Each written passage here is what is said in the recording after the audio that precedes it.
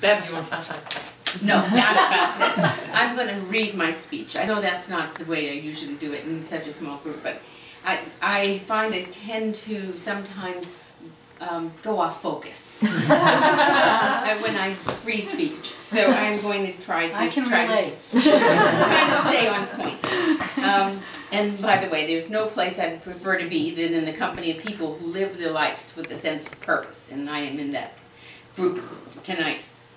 And when I look for people of purpose, I know where to find them. They're found among the parents who work tirelessly to pass on a better life for their children.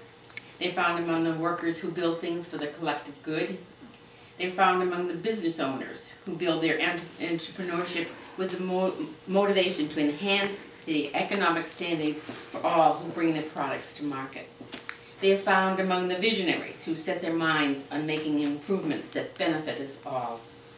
They are found among the occupations of the public servants, teachers, members of the military, farmers, and others who always produce more than they receive.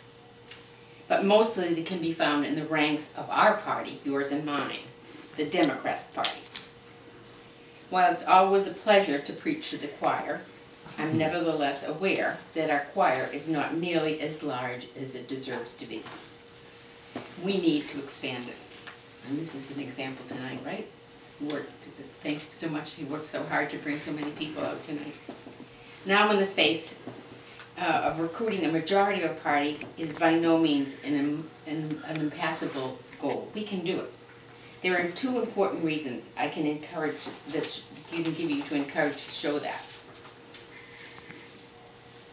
First, we did it 4 years ago. And second, we are a state where the majority of our residents share more of our values than those of the conservatives, right? Are you not so sure about that? Well, if you believe the majority of the residents of New Hampshire, or Stratham, are more aligned with the values of the lower wages for middle-class income families, letting the government intrude in our bedrooms and our family affairs, regulate the women to second-class citizens, close our access to affordable health care, letting government leaders tell our children a high school degree is not necessary, and setting our senior citizens adrift to fend for themselves regardless of their means. Then you would be right, because those are the values and policies the conservatives delivered for the past 2 years. But you and I know that's not who our neighbors are. So why are we wrestling to create this majority? The answer centers on the ancient Greek maxim, victory goes to the best speaker. Our speech does not win the day. It makes no difference how strong your ideas are or how lofty or pure if you can't convince others of their merits. And that's why we have failed. The conservatives have won.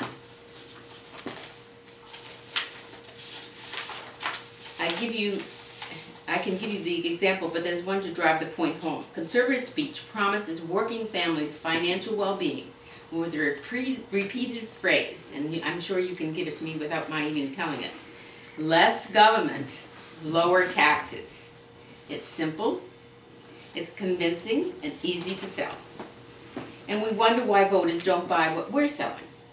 It's simple. They don't understand what we're selling. To be clear, conservatives are selling a false promise, and we need to do that to win. But our speech needs to be framed in a simple, concise, and sellable language.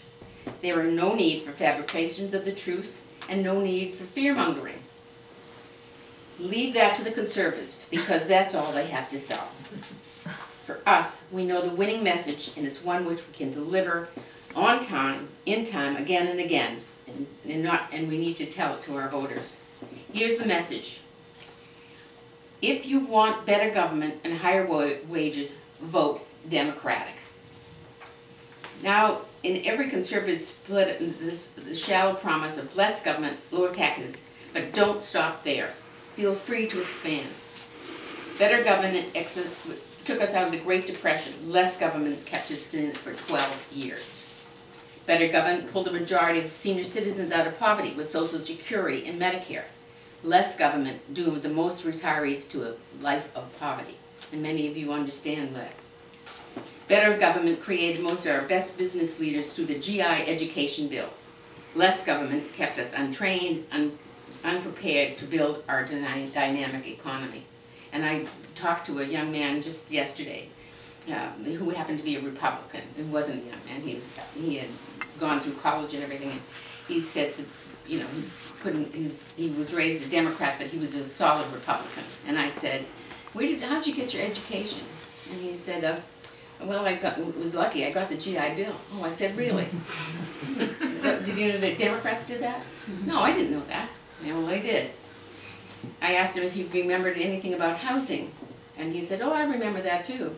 And so, better government created millions of homeowners and millions of construction jobs through the GI housing bill. Less government, all of that is an unattainable dream.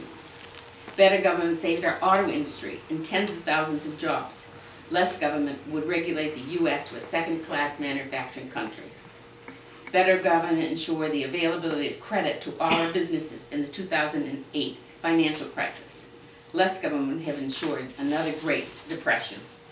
Better government saved us from the abyss of standing idly by with no assistance for food and employment compensation when millions were unemployed in the 2008 recession.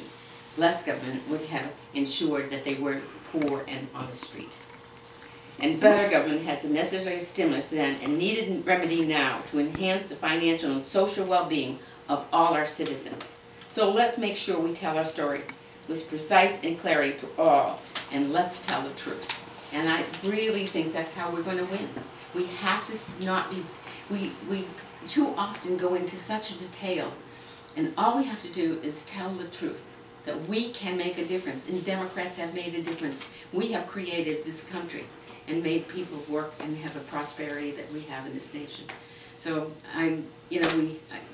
that's the message I want us to go out, because we have to grow our base. And they're out there, the independents are out there. They're waiting for us to take and bring them in, because I don't believe for 1 minute that the people who are in power right now are the people that what they're selling is what the people of this state believe. Thank you.